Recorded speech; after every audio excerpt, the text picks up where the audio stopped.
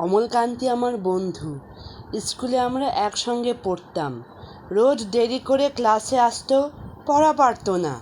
শব্দরূপ জিজ্ঞেস করলে এমন অবাক হয়ে জানলার দিকে তাকিয়ে থাকতো যে দেখে ভারী কষ্ট হতো আমাদের। আমরা কেউ মাস্টার হতে চেয়েছিলাম, কেউ ডাক্তার, কেউ উকিল। অমলকান্তি সেসব কিছু হতে চায়নি, সে রোদ্দুর হতে চেয়েছিল।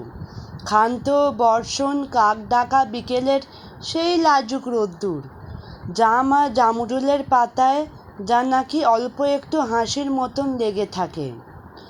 আমরা কেউ মাস্টার হয়েছি, কেউ ডাক্তার, কেউ উকিল। অমলকান্তি রোদ্দুর হতে পারেনি। সে এখন অন্ধকার একটা ছাপাখানায় কাজ করে।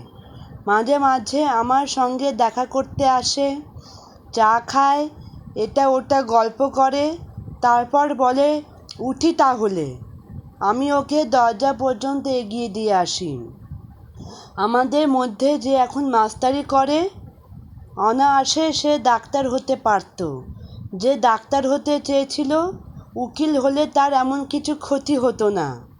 অথচ সকলেরই ইচ্ছে পূরণ হলো এক অমলকান্তি ছাড়া। অমলকান্তি রোদ্দুর হতে পারেনি।